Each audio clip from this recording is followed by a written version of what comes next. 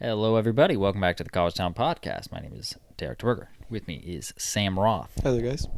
So, in today's episode, we talk about the cheating that's rampant down south in the SEC, It sure is. specifically in baseball.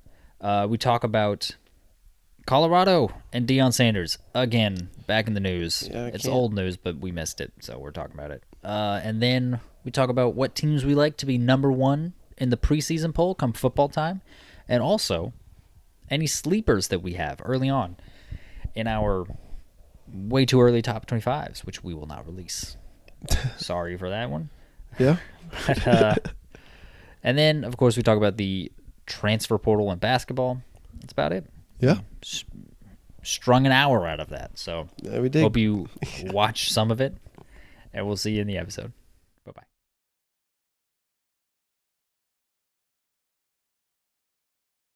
Hello, everybody. Welcome back to the College Town Podcast. I'm Derek DeBurger. It's you, Sam Roth. How are we doing, guys?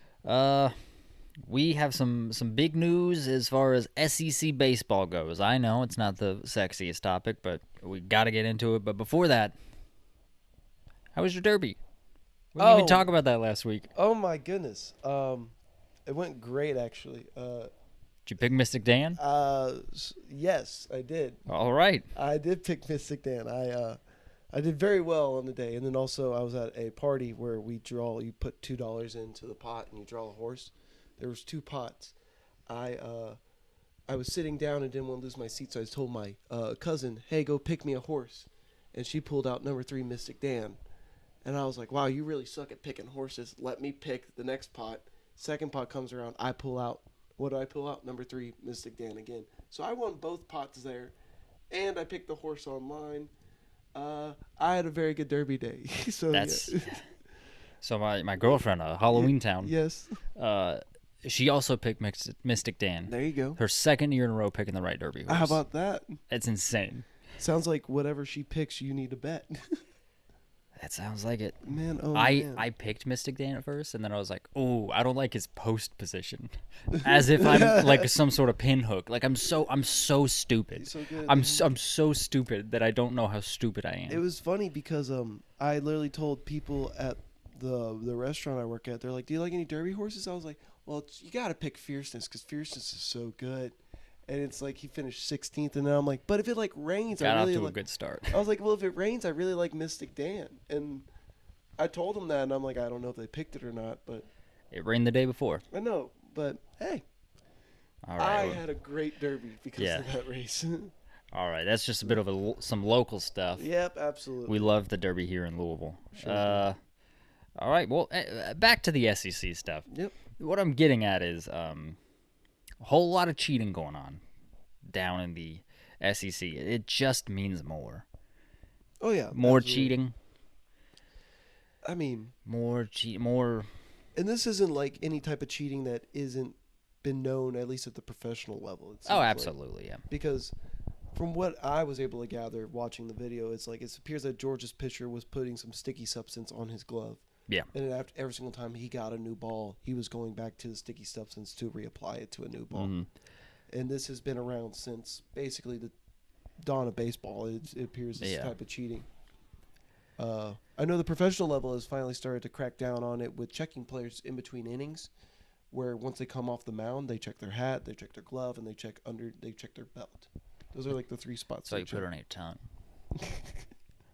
Well, you can't go to the mouth. They know that. You got to wipe it off right away as soon as you touch your tongue. That's actually a rule in baseball. I didn't know that. Yeah. Yeah, I mean, it's hard to judge Georgia on this because that was a huge game that they played. They beat Texas A&M in the rubber match. Okay. So that helped them win the series. I mean, he struck out the last 6 batters he faced. It's impressive. And he was throwing good dealing. stuff. Yeah. Yeah. Because the idea behind that is the spin rate is faster. right, exactly. So for those of y'all who don't know or understand baseball, basically with sticky substance, that fingers on the ball stay on it just ever so slightly longer as they release the ball, which basically with the higher spin rate, it makes the ball stay on a same plane, rather than going like this and down into like a bat, it'll stay more on the same plane as it comes through. It rides through the zone, as they call it. Mm-hmm. That's why when they say like you see like a rising fastball, well, the pitch doesn't actually rise; it just doesn't drop. Yeah. So, it's like I mean, it's hard to judge because they did use that to win a huge game, and then they immediately got caught. Right. Like literally the next day is Right. when people started It was catching on them. video, yeah. Yeah. But then they had a great week this past week. Sure. They did. swept Vandy. They beat whatever cupcake they played midweek. Like Georgia looks like they're rolling right now in baseball, It could be. and it kind of sucks because it's like how much do you attribute to that one, like couple of innings, that one game. I mean, definitely for that game at least. But I mean, like, momentum can ride a season. I mean, it's hard to quantify.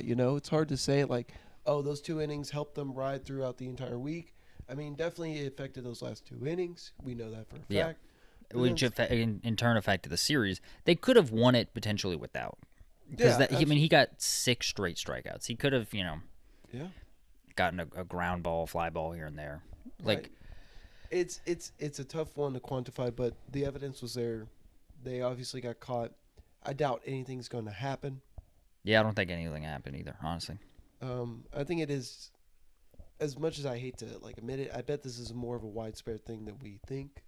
I think it is too. I think this is just the first video evidence of the season to come out in such a massive game. Yeah, it's the old blue chips adage. Like 9 out of 10 teams are cheating, and that 10th team is in last place. Right. So it sucks. It sucks because Georgia's also like I said before, Georgia is good this year. So it hurts to like take a team that is good and be like, oh, but I know they cheated at least once. So it like minimizes that. Yeah. So if they cheated at least once, chances are they do it again. They got away with it at least one other time. Chances are. It's not. Right. That's a little bit of a fallacy, but like it stands to reason. It is interesting, but yeah. But so more cheating in SEC baseball. oh really? Yeah, did you see the second one? No, I have not. Okay, I actually don't know much about this. This one's fun. This one's a fun one. So Texas A&M's head coach Jim Schlossnagle. That's his name, Schlossnagle. I see that. He's a great coach. He really is. He's got a funny name, but he's a great coach. He was on, I think it was a radio show. Mm-hmm. Could have been a podcast. It could have been like a TV show. Some form of media. Yeah. But I think it was a radio show. Although he was being recorded. But I digress. He said in an interview that there was an SEC team that just recently this season got caught cheating by the SEC. And obviously the SEC is not going to, say anything publicly about it because they don't want people to be like, oh, cheaters. Especially in the wake of, Georgia's pitcher getting caught cheating. Mm-hmm. But the SEC kind of like punished him internally. Schlossnagle said that he wasn't going to reveal the name of the team. By the way they were cheating was they were recording the opposing team's dugouts. So like the signals that were being given out. Yeah, because actually I was watching like SEC baseball this weekend. Uh-huh. They don't have pitch signals. No, they don't have pitch comp. I don't think they allow it. No, I don't think so either. Which is ridiculous. Why would you not? It is a very new thing to the professional game. I think it'll trickle down eventually. I mean, but there are teams in college that have it. Really? Louisville has it. Really? Yeah. Huh. Interesting. Yeah, so the ACC allows it. I just don't know why the SEC doesn't. But so he said the SEC wouldn't release the name, and he's not going to say the name if the SEC's not. But he did say at the time of that interview, they were hitting 306 at home and 206 on the road. Oh, wow. So wait, this is not like, oh, we filmed the dugout. Okay, we read the sign. We like analyzed it, and then like the next game later, we're like, oh, these are the signs. Oh, they were doing it like real time. That's Astro level cheating. That is Yeah. That is ridiculous. That's like banging on a trash can. So That is, if you know what's coming, that changes Changes everything. the whole dynamic of the game. So there are 3 teams that met that criteria, like generally speaking, because at the time that he said that, and like the time that it like kind of blew up, there was no teams that like met those marks anymore, but there were 3 teams that were close enough. Okay. Arkansas, Mississippi State, and Vandy. We're all having good years. They're all top 25 teams right now. But I mean, like, I'm no offense to Mississippi State, but if you're doing this and where you're at, it's disappointing. So, but if it's Arkansas, that's big because that's what the internet sleuths believe. Well, it's also because of they're the top team right now. Well, they just dropped a series. Well, it's like them and A&M are like 1 and 2 in the SEC. I feel like. Yeah, they've dropped. Actually, it's funny you say that. Both of those teams have lost their last 2 series. I think. Fair enough. But no, yeah, Arkansas has had a great year. Someone I think on Reddit like pointed out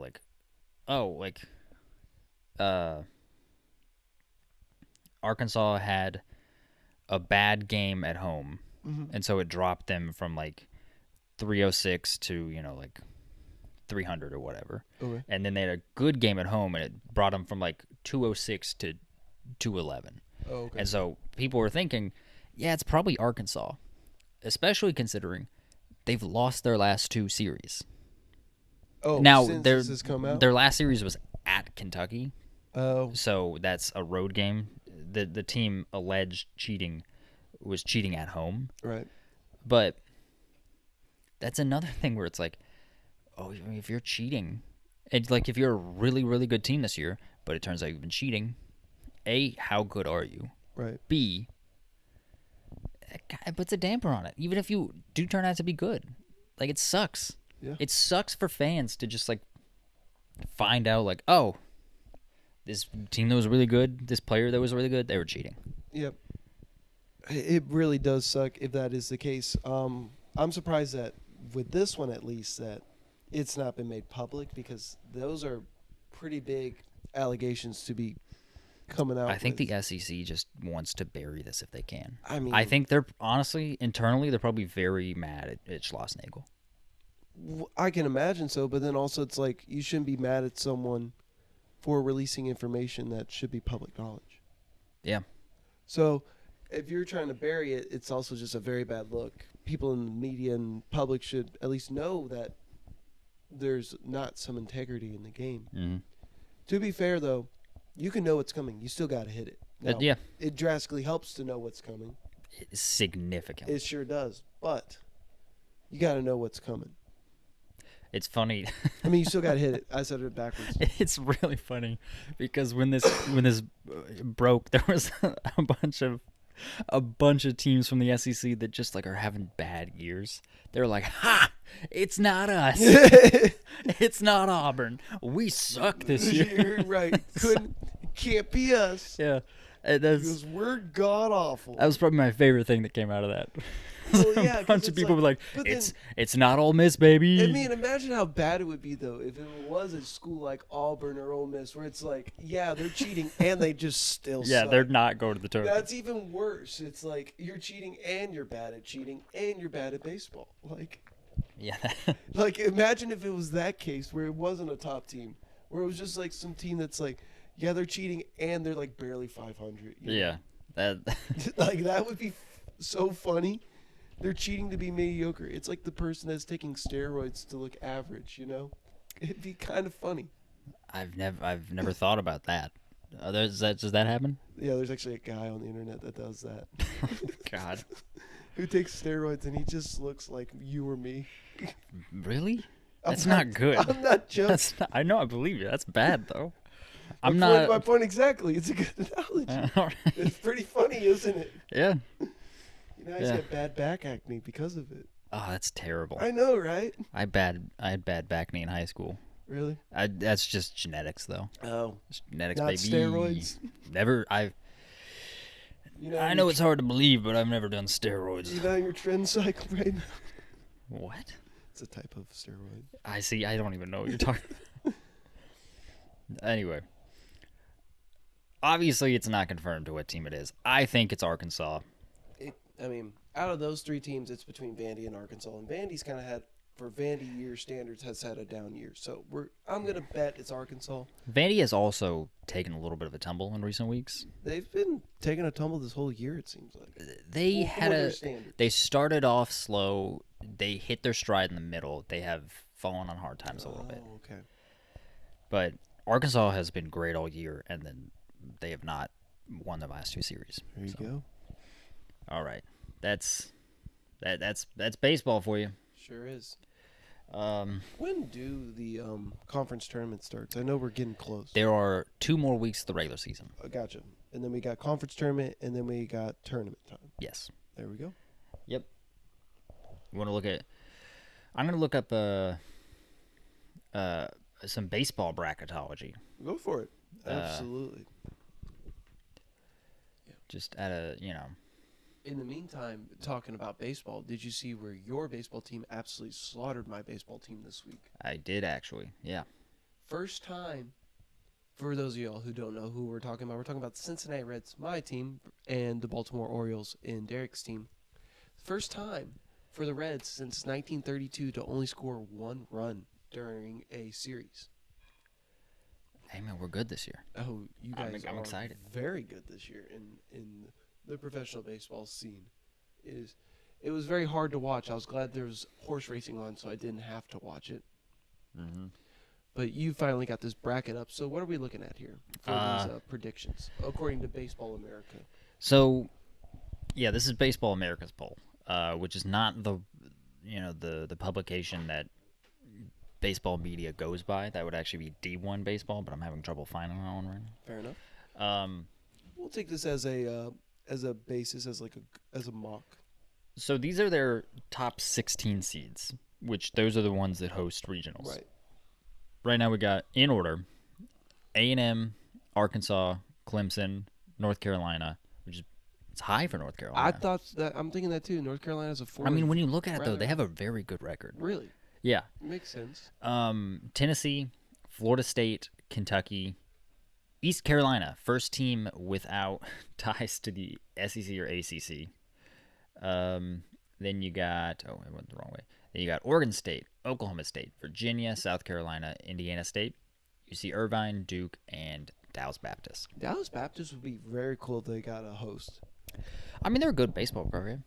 Yeah, absolutely. UC Irvine, too, historically very good. Mm-hmm. But it's always nice to see, like, the teams that aren't historically well known. I mean, baseball's a little different because, like, East Carolina's a very good program. UC Irvine's a very good program. Historically speaking, Cal State Fullerton's usually a good program, not in recent years. Same thing with Long Beach State. Right, but it's always cool to see programs that aren't necessarily dominant in any other sport. That's probably the coolest thing about baseball is that you have these teams that it's like, oh, cool. They're pretty good. Northeastern went on a run.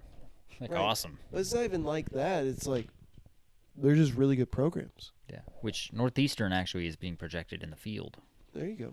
And then you also got like some notable ones are like UConn and Louisiana. Lamar is having a very good year. There you go. Yeah. They've got over 30 wins. Oh, by the way, there's a little bit more baseball news. Southern Miss, by the way. Southern Mississippi. Oh, they're projecting Louisville in the field. I'll take that. I'm surprised by that, yeah.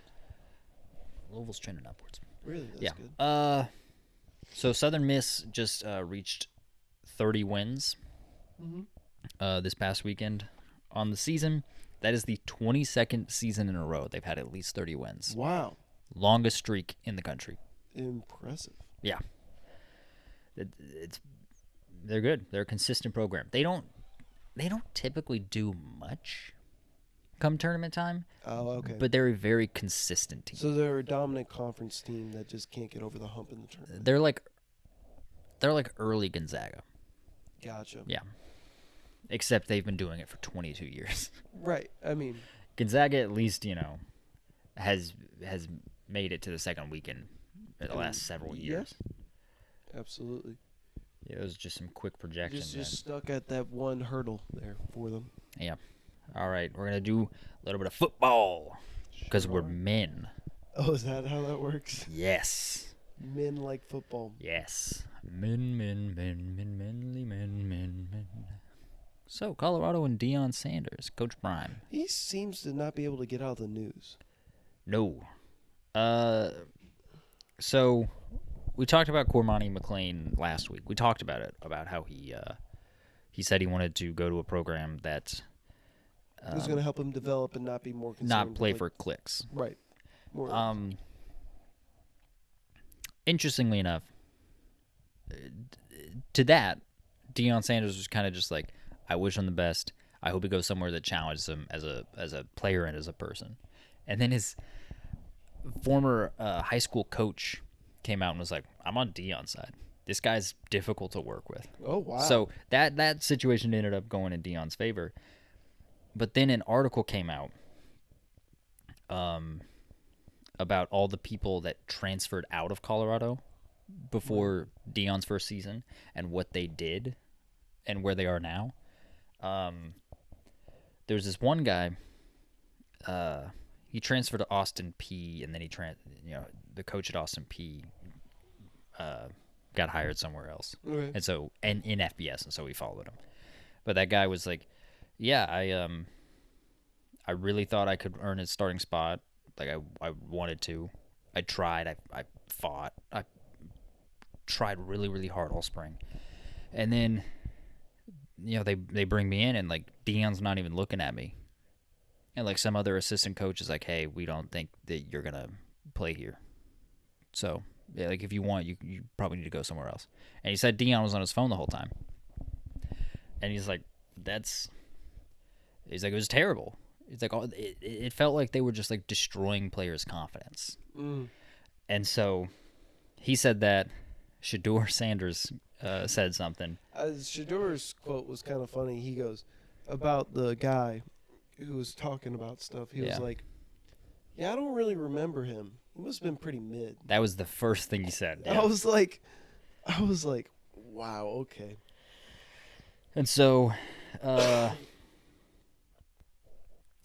sparked it all off. That was a back and forth. And then a lot of other former players that transferred out after year one started chiming in, and they were like, yeah, screw you guys, screw Deion. And so it was just a big back and forth. Deion got involved a little bit, but then there was this one guy who just like commented on Deion's like original tweet and was like, "Tell your son to stop like acting like he's all that, and then go 4-8." And then he just blew up on the guy and was like, my son's gonna go top 5 in the draft. Like, what's your son gonna do?" Yeah, it's not a good. We're a little late on this, obviously, but it's not a good look. It's not a great look at all. I do think Deion's not helping his cause from this point of view of that by him always being in the limelight and always being at center of attention. I feel like every team, no matter how bad Colorado is this year, whether they continue to be 4-8 or they're bowl eligible or they pop off, every single team and player is going to have that game circled because they're like, oh, it's Deion. Yes. And so I feel like you're going to get the best out of every team because they're like, we're playing you and we want to destroy you, basically. Yeah, and I just don't understand that. Rather than being potentially not being good enough to like back it up. Yeah, like individually, player-wise, sure they got talent. They got Travis Hunter. They've got Sanders. They've got a few other pieces, but it's like, as a coach, here's a genuine question for you. Do you think Deion's more concerned about winning football games or about his son's development? Winning. I do. I think this is the way he's going about it. Okay. I mean, this is how he went about it as a player. He was very loud. He commanded attention. But when it came to like going out and getting results, he did that. Mm-hmm. That's just how he carried himself. Right. I do think that he is more concerned about winning than anything else. Okay. I just think that this is how he's approaching it, and the fact that the fact that Colorado hasn't immediately like popped off makes him like America's most wanted. I do think last year you give them the benefit of the doubt. Any coach, no matter how talented they are, coming into a program for the first year, it's always going to be, quote-unquote, a down year for that program. Typically, It's very hard to find a coach that's coming from outside the program coming in and like trying to establish everything to have very good quick success. I will admit that. Yeah, it's difficult. I mean, first one that comes to mind is Matt Rule, obviously. Anywhere he's been, it's been struggles for the first couple of years. Mm-hmm. I mean, Dion, I don't feel like it's going to be any different. I also like think about all the carousel in football this year, and I wonder if, like with Jed Fish going to Washington or Kalen DeBoer going to Alabama, if they're going to have any immediate success. And I'm going to say I'm doubting it. Yeah, and even Coach Brennan going to Arizona. Right. Because Arizona kept most of their team intact. Yeah. So it is going to be very interesting to see. I mean, if any of them can. I think this is the year where you really test Dion and see where he's at. Because he's had a year to at least analyze the players that he's brought in, brought out, has a chance to really understand his roster from a full sense of seeing how they play and everything and knowing what pieces he needs to go get. Rather than just be like, oh, you got stars on your name, I'm going to go after you. Yeah. I mean, it's going to be interesting. I was looking at a lot of their like portal acquisitions. Right. They got some guys on the offensive and defensive line. That's which is what it's what they needed. Yeah. But then they just lost a ton of people in the portal. Mm. And it's like okay. Last year their problem was the lines offensively and defensively. Maybe that's not their issue next year. I don't know. It's too early to tell. Right, exactly. But maybe that's not their issue. But are they still going to have, like, are they going to be fine everywhere else? Because if they would have just had an offensive and a defensive line last year, they would have been a good team. Yeah. It is a weird thing, though, because it is like a revolving door, in a sense, for these college programs, just because of the portal. And, I mean, like, I feel like Colorado's at the focal point of that because they're bringing in the most and letting the most leave. Yeah. So, I mean, like, I look at it like a job. It's like, how good is turnover for your company? Like, how good can turnover be for a football team? Yeah, exactly. Like, I think it was fine year one, like him bringing in 80 guys. Right. Because you don't know what you have. They went 1-11 the year before. Right. They were not good. You want to start like getting things settled. Right. You want to have a foundation. Yeah, to try I've been harping on this for a little while, but like I think the recipe for winning is to try and have as much consistency as possible, and just using the portal to supplement and to fill holes. Right. But that can be rough when you can have a rough season and guys are like, I didn't sign up for this, or it could be a variety of factors where the money's not good enough for a player, the coaching's not good enough for a player, they don't enjoy a certain style, their playing time, a lot of factors can go into it. The location, you can be homesick. Yeah, any of that. I mean, like, it's very hard to, like, with a guy being able to leave after 9 months of being there. And so you can actually right now you can leave after 4 months of being there. Yeah. Yeah, because you join in now.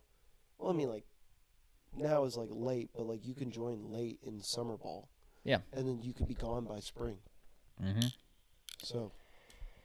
But, you could really only stay for a semester. Yeah. But, I don't know. It's interesting because I think he just had like immediate success at Jackson State because he just had way better talent than everyone else. Everybody. Yeah. He out-talented everybody. Yeah. And so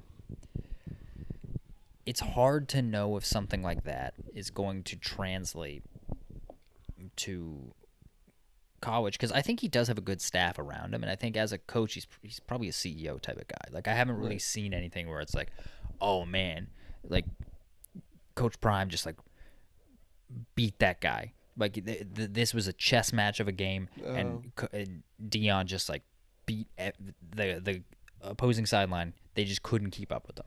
I haven't seen that, and it's been a year. I didn't really watch him at Jackson State. I'll be perfectly honest. So I think he is more of like a CEO guy. Like let get the best staff I can and just put them in positions to succeed and make adjustments where I need to. But it looked like he kind of panicked year one, like middle of the year, like taking the play calling away from Sean Lewis. That was not the issue. That was a weird decision. It was. And it ended up, after a week, ended up being fine. The week that he did it, though, their offense was abysmal. Right. It was so bad. And so, yeah, that was really bad. But then, I don't know. It's just like something like that coupled with his behavior in the portal. And mix in his behavior off the field a little bit, too. But, like, him just, like you said, the revolving door of, like, I'm just going to try to get as many good people out, and I'm going to kick all the people who aren't good enough. Right. Football is a sport you develop. Oh, yeah, absolutely. Like, there's so many guys that, like, are not that great coming out of high school that go to, like, a low-level school and then just work their way into, like, oh, that's an NFL prospect. Yeah, absolutely. Because you need that time to develop in football. Yeah, I mean, there's a reason why Carson Wentz came out of North Dakota State, and there's a reason why Josh Allen came out of, like, Wyoming, you know? Mm-hmm. Very good NFL prospects. Yeah. I mean, those are just two examples off the top of my head. Yeah. I'm sure there's a million you could think. Yeah, Khalil Mack came out of Buffalo. Right, exactly. Cooper Kupp from Eastern Washington. Aaron Donald from Pittsburgh. Yeah, I mean... Yeah. You got to let people develop, and like just because someone's not good enough now, you have to have that foresight of like, okay, we can coach them up though. Yeah, but it's also one of those things where it's like, do you, as far as like playing as a coach, do you play the guy that's more raw and less developed that has more potential, or do you play the guy that's better than him now? I think you have to play the guy that's better now. So I think that's the issue where with some of these coaches in the win now moment, where it's like you could see the potential and the rawness of a guy, and he probably needs some reps in game to help development and all that stuff. But then you also have a guy who's better than him, but you could see that the potential's lower in an aspect is what I'm trying to get at. And I feel like coaches probably battle with that, where they're like, okay, this guy has a chance to be really something special, but he doesn't have the nuances down yet. Yeah. Like the game is so fast for him, he doesn't understand it yet. And you have this other guy who's like not as talented per se, but is better right now. And yeah, I think that's the options you have to weigh as a coach. That's the balancing act for everybody right now. Right. So it's like, do you play the guy who might make some incredible plays, but then also will give up some dumbfounded options? You know, I'm trying to word this properly, but yeah, because also you have to consider like, well, if I don't play the guy that has the higher ceiling, but just isn't there yet, maybe he transfers out. Right, or he just doesn't develop. I think you develop more in the off season than playing. I mean, it's a thought, but I definitely feel like you need game reps. You need it, but I think you develop more in the off. That's just personally. Yeah, I think we just have different opinions on that. Also, just to note, we are not in the coaching profession one bit. Nope. So not one bit. Our personal opinion on that. I've thought about coaching some YMCA leagues. Yeah, I've heard. Just for fun. Yeah. You've heard? Yeah. Who told you? You. When did I tell you that? When I said, hey, you want to coach my men's league I'm in, you're like, that sounds like a lot of fun, actually. How long ago was that? Oh, gosh. When was I in this league? Like last winter. Oh, yeah, I remember that. Yeah, with Dwayne Sutton was supposed to be in it. Yeah, absolutely, yeah. Yeah, no, I actually remember that now. Yeah, exactly. I was going to say, I remember we having this convo. But that's besides the point. I mean, yeah, I think that's basically all we have with Colorado and Dion. Yeah.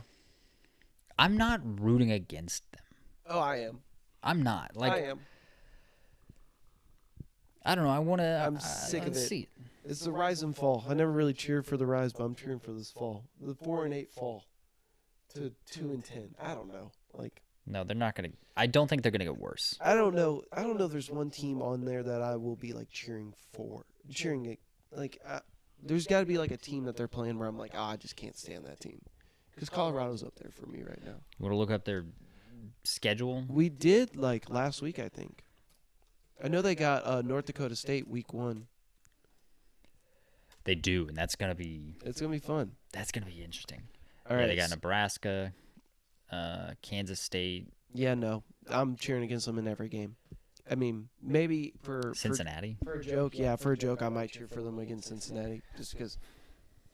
But it's like it's Cincinnati. It's a rival to Louisville in theory, It is. and it's like It's a generational rival, but it's a rival.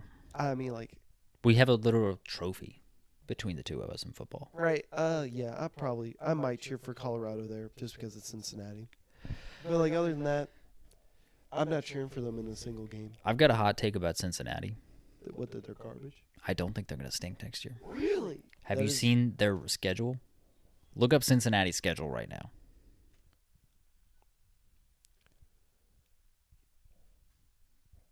Towson, Pittsburgh, Miami, Ohio, Houston, Texas Tech without Shuck, Central Florida. Their last 4 games are pretty tough.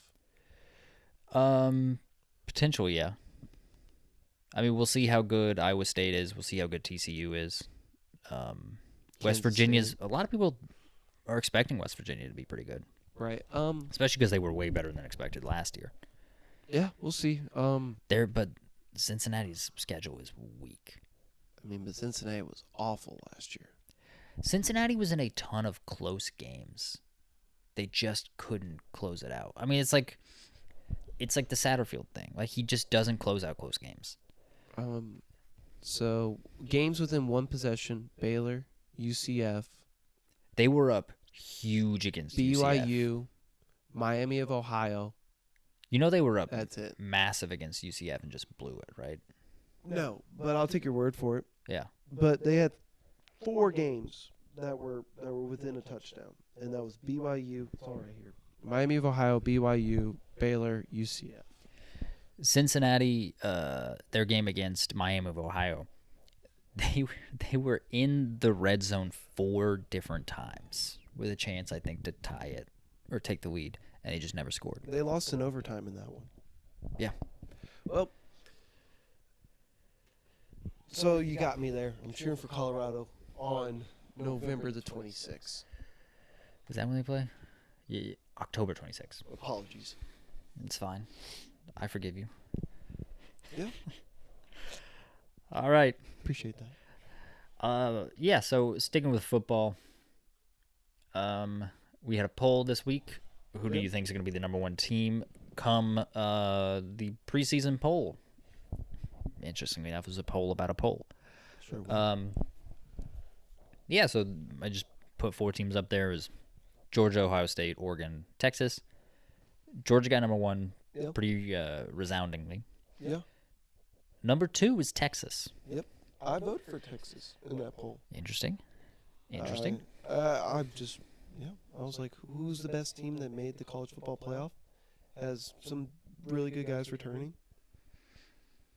Texas could be pretty good. They're losing a lot of receivers, though. They are. They're losing receivers. They lost a couple of first-round receivers. They lost defensive tackle in the first round. I know. So definitely have some spots to fill in. But for the most part, they're keeping a good bit of their team intact. Mm-hmm.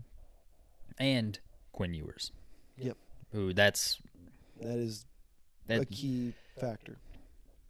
Yeah, it's very big. And also they have a backup quarterback that might be better. Right. But I don't think he's going to play. But for namesake, it's probably part of the hype is just because what his last name is, Manning. Yeah, but he's also... I know, he was one of the top recruits coming out of... No, I mean, did you see the numbers he put up in their spring game? No, but I'll take your word for it. Absurd. Really? Absurd numbers. He looked incredible in their spring game. I know it's a spring game. They favor the offense typically. But, he looked amazing. He looked really good? Yes. That's good for him. He looked amazing. I can't wait to cheer for him next year and then cheer for his downfall his senior year. So, is Texas your number 1 preseason? I don't know necessarily. Based on that poll, sure, we'll go with Texas. I like Texas. Texas right now? I'm leaning towards Georgia just because, it's Georgia. Yeah, it's they're there. Right. I actually like Oregon a lot. I can see that. I like Oregon a lot. I mean, Ohio State's going to be good too. I'm telling you, Will Howard's very good. I am not completely sold on Will Howard. I don't know why. To lead them to the promised land. I was not too impressed with him at Kansas State. He's got all the physical attributes. I understand that. I will be happy to be proved wrong. Basically. Ryan Day, as much as I love Chris Kleiman, Ryan Day is a better like quarterback whisperer. Oh. And so, yeah, that's what he does. That's what he tells them on the sideline. Throw it to the defenders. And so,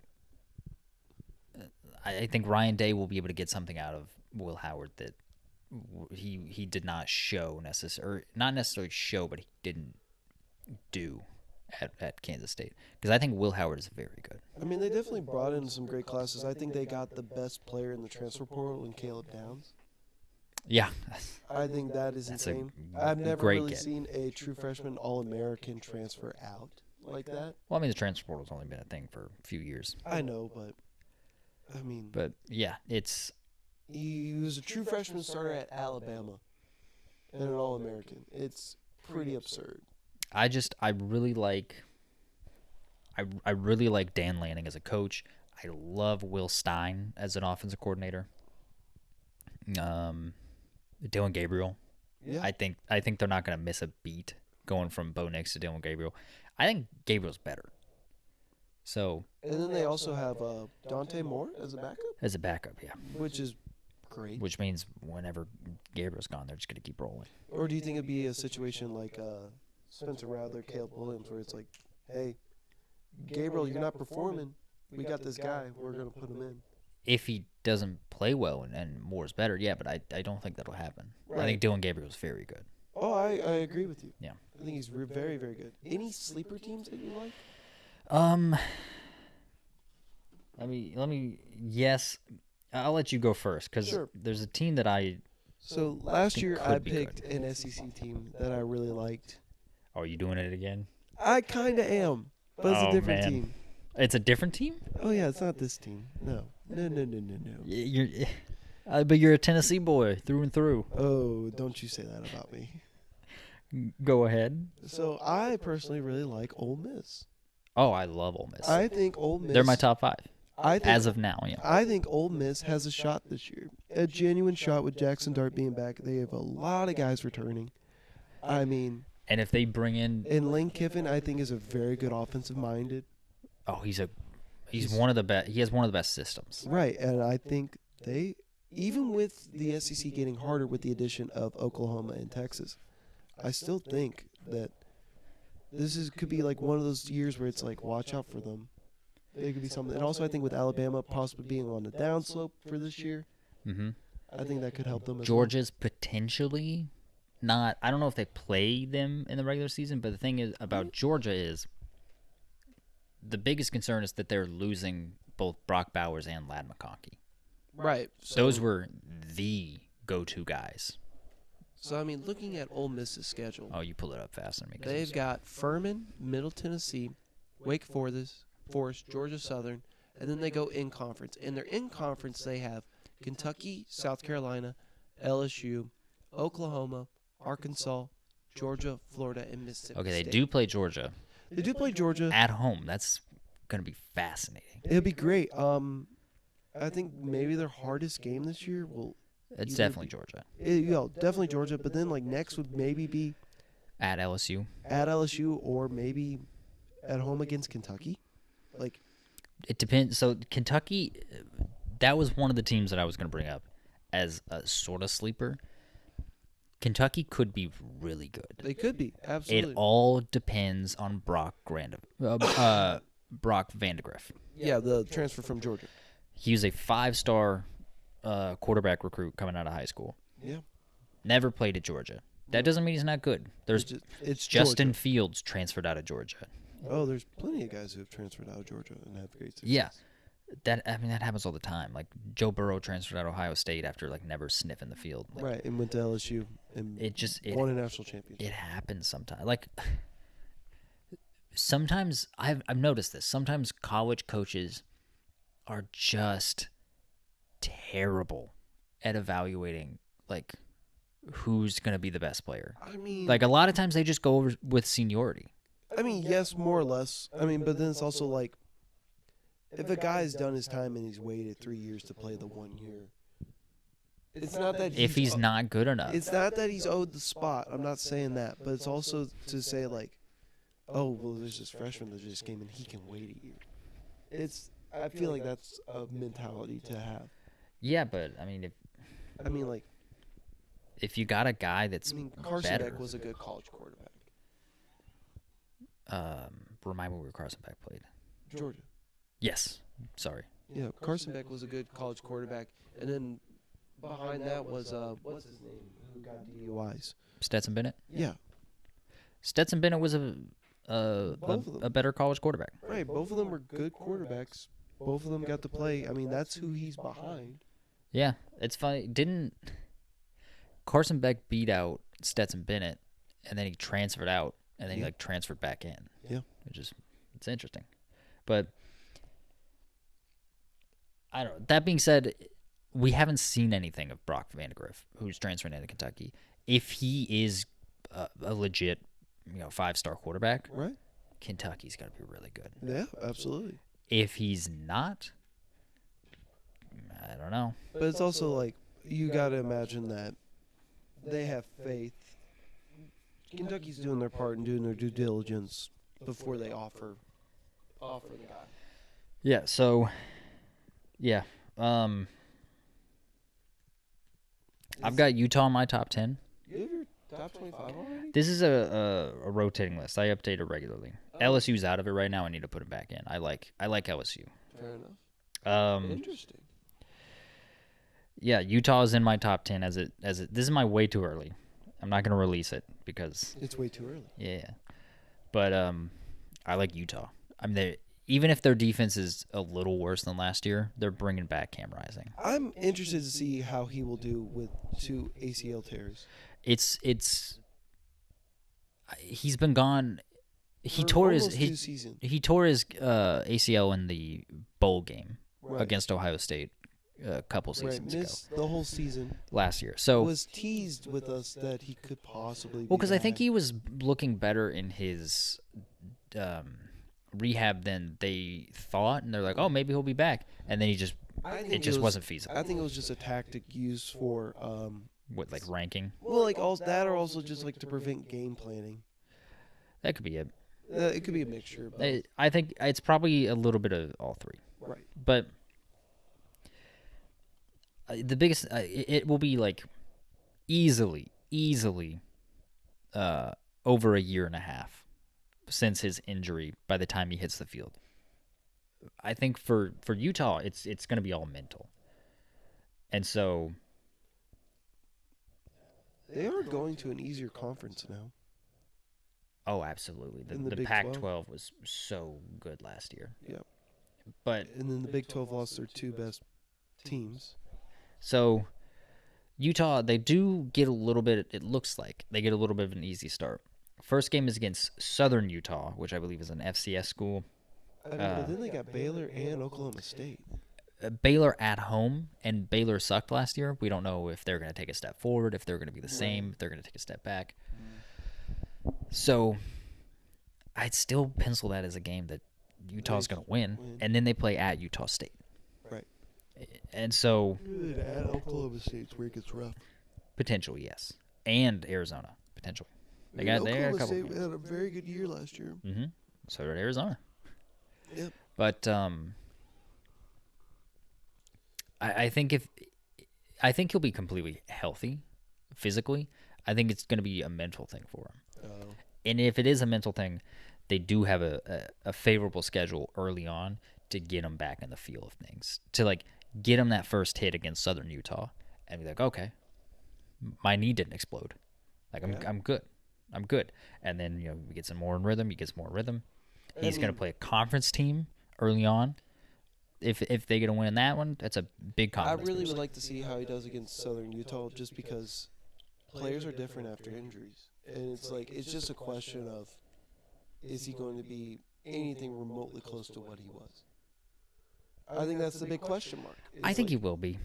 I think you think he will be based off of where you're ranking them, and I'm just saying there's a good bit of question marks to see how this guy does.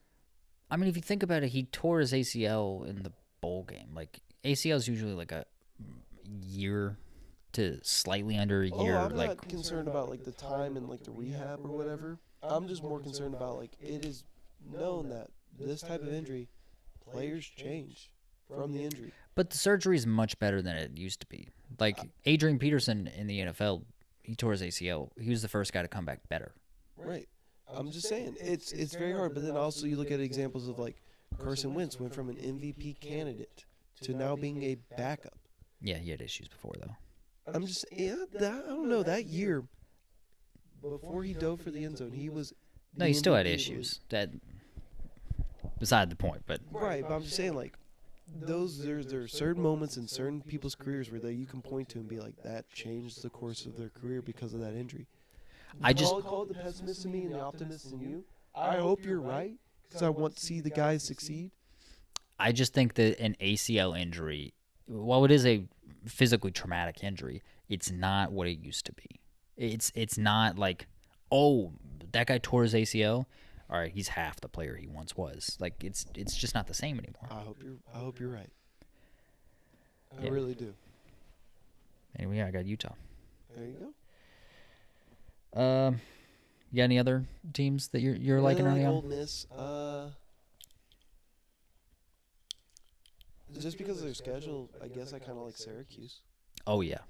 Because their schedule they're not very good. I looked at their schedule. It is one of the main reasons why Kyle McCord transferred to them. You said it last week. He outright stated that's why.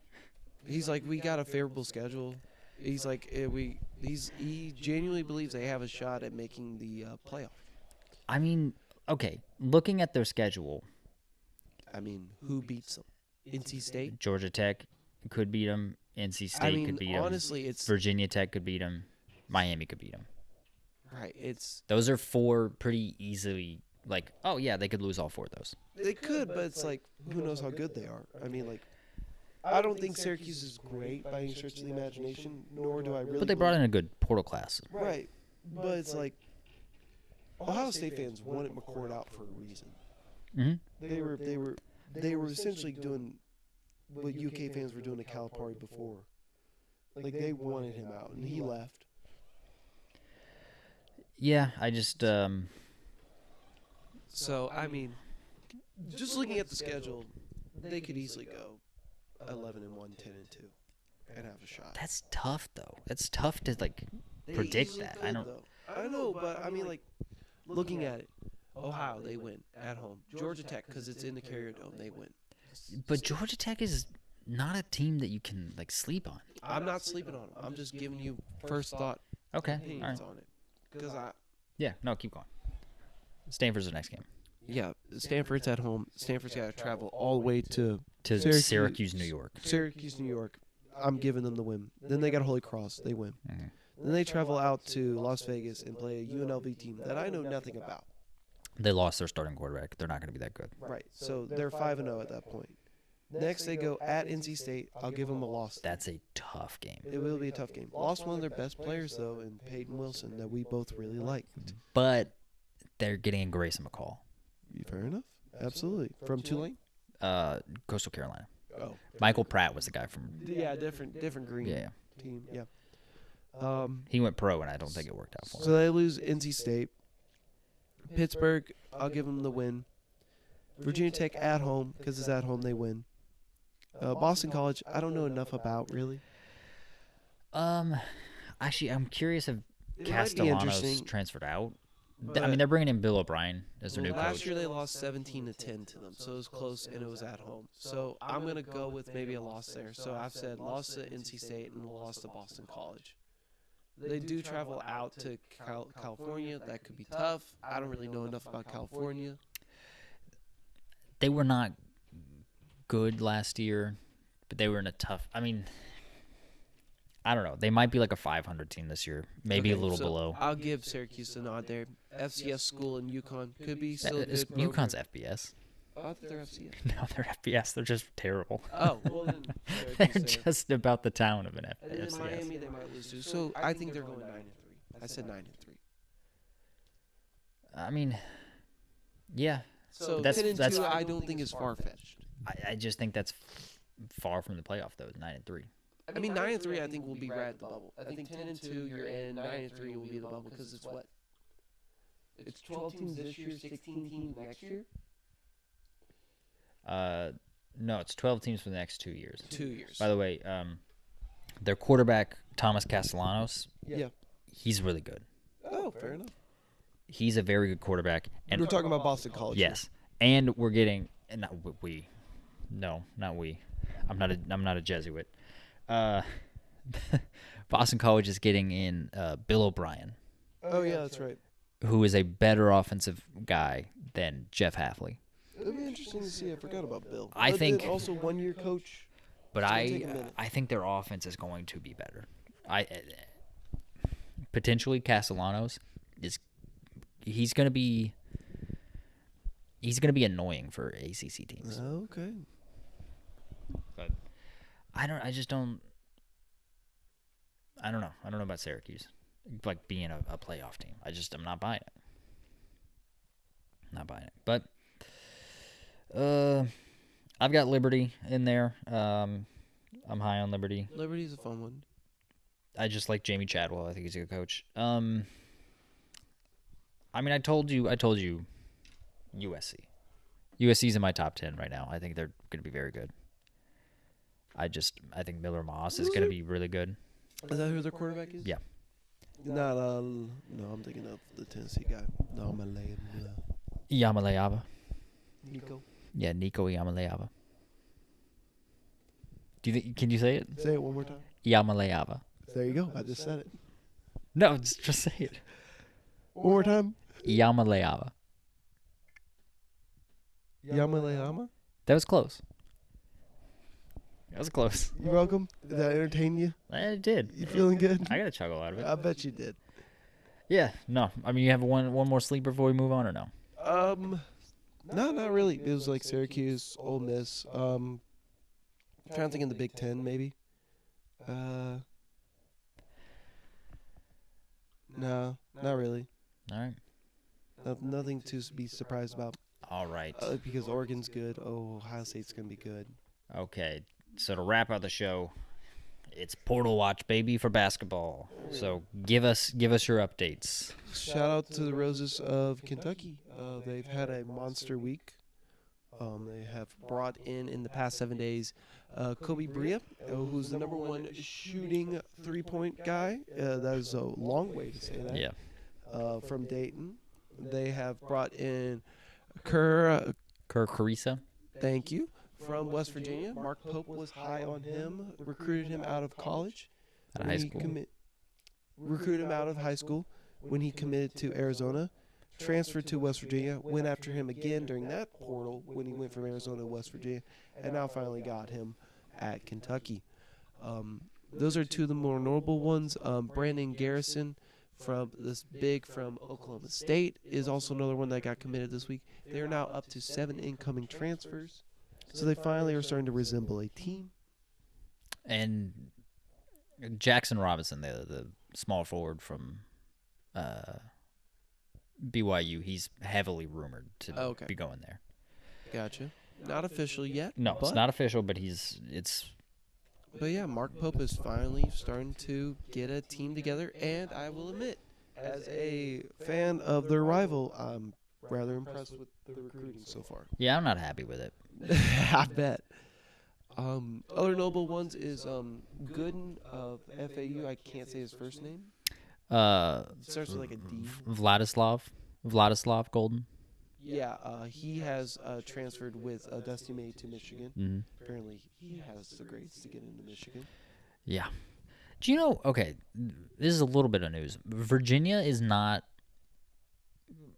They're not letting, like their basketball team, their coaching staff, like go after recruits that don't have the grades. So actually, I just read something about that, where it was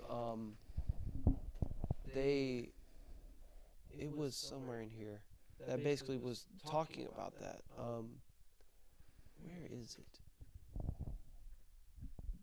There you go. No, that's not it. West Virginia. I don't know. Talk about something while I look for this. Yeah, it's like this is the same issue that Juwan Howard had at Michigan with trying to bring in transfer portal guys. He couldn't bring in Terrence Shannon Jr. He couldn't bring in Caleb Love. Those are two guys that were quality players that just because of the academic standards at Michigan couldn't get in. Now, of course, Caleb Love couldn't get in because we all know North Carolina is not the best academic school. But, so I just like every school does it. Every school does it. Mm-hmm. Like, why are you not, like, help out your flagship program? You're Virginia. You have very little to hang your hat on as far as athletics go. You got basketball. You got baseball. What else? I don't know what else. I mean, my friend from high school played volleyball there, so shout out to her. Shout out to her. But, like, you don't have much. Even though they're an extremely profitable athletic program. Did you know that? Really? They're a very profitable athletic program. There you go. Which is kind of shocking. Is it? Yes, it is. Like, they're terrible at football. Yeah, they are. They're terrible at football, and that's the moneymaker. It is. How are you so profitable when you're garbage at football and you don't bring fans to games? Imagine if they were good at football. Do you know how, like... I mean, that's just be insane. If they were good at football, they would make so much money. But I digress. Another team I like in the portal, what they're doing is Michigan. I mean, you brought up Vladislav Golden going there. They also have Sam Walton out of Alabama. They brought in the guy from Yale, Danny Wolf, that's his name. Good old Danny Wolf, yep, absolutely. Michigan is looking interesting in Dusty May's first year. Absolutely. George Washington III is in the portal. Oh, he was a former Louisville commit. Oh, well, here's a commit that I was just looking at Ole Miss's commits because I was like, wow, Ole Miss is they top got 10. Dre Davis. Yeah, it's their top commits. So I'm like, Dre Davis he's much better now. Oh, is he is developed. Dre Davis is good. Good on it. Oh, I love Dre Davis's game. He's going to Ole Miss. He's going to fit perfectly in that system.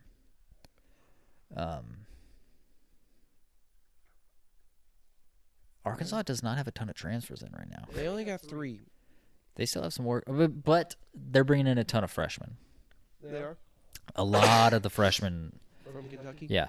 I think Quaintance and Travis Perry so far are the only ones that have not followed him. Quaintance went to Arizona State. We talked about that last week. Weird. And then Travis Perry, I believe he's still committed to Kentucky right now. And I think he's going to stay at Kentucky. They've got Carter Knox, Billy Richmond, and Boogie Fland. Yeah. So 5 guys more or less in the top 20. 3 guys. I can't count. 3 guys in the top 25. So they got 3 freshmen, 2 forwards, a guard, and then John L. Davis, Jonas Adu from Tennessee, and then Big Z from Kentucky. So I am a little bit surprised. Only 1 Kentucky guy so far has followed. Yeah. Well, I mean, how many of them went pro or graduated? Well, I mean, you do have DJ Wagner in the portal right now. Yeah. You have a Duo Thero in the portal right now. Thero transferred before Cal left, so he's not coming to Arkansas. I don't think so either. Then you also have who else went into the portal? There's a good bit of guys that went into the portal. Let me look. So they had right now Onyenso? Yep. Onyenso, DJ Wagner, Jordan Burks is rumored to be going to Arkansas. And Thero. Aaron Bradshaw already left for Ohio State, which was rumored before the end of the season that wasn't like a done deal. So tampering? Yes. Maybe. Ohio State's got a good class in too. I'm going to be curious to see how Jake Diebler does in his first full year as a head coach. I mean, yeah, he's got Sean Stewart coming in. He's got Aaron Bradshaw. Yeah. Two more teams that have good classes. Yeah. One of them is genuinely shocking to me. Really? First one is Baylor. Baylor just got Norchad Omier. They sure also did. got Jeremy Roach. They did. Um, And for some reason, they are not ranked. yeah, but those are good gets. They are very good gets. I don't know why they're not ranked this high. I mean, are those the only two guys they have? Yeah, those are the only two guys. Jeremy Roach and Norchad Omier. Those are Very good fantastic gets. pieces. They are fantastic great pieces. Another one that is genuinely shocking how well they're doing, but I guess it makes sense because they've got a ton of money. Indiana. Oh my gosh, yeah. I'm iffy on the roster construction side of it because they're bringing in a ton of bigs. You know, Right. they brought in Miles Rice and Luke Goody, who they can shoot. You know, that's what they were missing last year. Goody was the second best player on Illinois' team last year. Was he? Behind Terrence Shannon Jr., yeah, I think so. Coleman Hawkins? No, I think Good was better. I like Hawkins more than Goody. I like Damask more than Goody. My bad. I'm thinking of Damask. I apologize. I still think Coleman Hawkins was their second best player. That's me. Yeah, no, they brought in Luke Goody. They brought in Omar Ballo, Miles Rice, and then Kanan. What's his last name? Kanan Carlisle from Stanford. So Ballo is rumored to begin like 1.2. Yeah, it's a lot of money. 5 mil, somewhere around there. I think it's 1.2. I mean, it is. What's his name? Jackson Trace Davis, I think. Trace Jackson Davis. Yeah. Ballo's getting more money than him, rumored to be reported. Which Davis was the highest earner in NIL money at Indiana. IU, they've got some donors. They do love basketball in Indiana. If you ever get the chance to go up and watch a high school basketball game in Indiana, it looks like an arena. Their gyms do. It's kind of ridiculous. I mean, if it makes money. I mean, it is. You ever been to Henry County's gym? I have not. That's a very nice gym. Really? Yeah. How about that? You wouldn't believe it because it's Henry County. Really? You took the words right out of my mouth. Yeah. But, I mean, that's if Liam McNeely didn't decommit, Oh my goodness. I would be very and high is on he Indiana. committed to UConn now? Yeah. He's committed to UConn. That's another one where Aiden Hurley, McHaney went to Yep, UConn. Guy from St. St. Mary's. Yeah. Well, Dan Hurley's just reloading. Yep, pretty much. And then he's also After potentially losing his entire starting five. well, it will be interesting if Alex Carabana comes back. There's a rumor That's that the one. Right. Stephen Castle's gone. Tristan Newton's gone. Cam Spencer's gone. Donovan Klingon's gone. He did say in an interview, this is Dan Hurley talking about Alex Caraban, was like, if you're projected first round, you gotta go. If someone's willing to invest in you, he said. On the other hand, though, if Alex does decide that he wants to come back, he will probably be one of the best players in the country. Yeah. That's what Dan Hurley said. So. No, I mean, I believe him. I don't think he'll be the best, but I think he will be. He'll have another year to improve, and also, it's just in that system. It's such a good. It is crazy though because he was like the 4th, 5th option on that team. Yeah. It is kind of crazy. Yeah, I mean. Maybe they were just one of the most dominant teams in history. Yes. Yeah, maybe they just were. Yeah, they were incredible last year. They were just like that good. I've been telling you, they were fantastic. Yeah, the more and more I think about Yeah. it. Yeah. All right. Well, I mean, you got anything else? No, not really. Yeah. Baseball's wrapping up the season. It's coming closer and closer to an end, so we'll keep following that. Yeah. We've only got a few more Weeks top to 25s until we get our final poll out there. How about that? Yeah. All right. We'll see you next time. Bye-bye.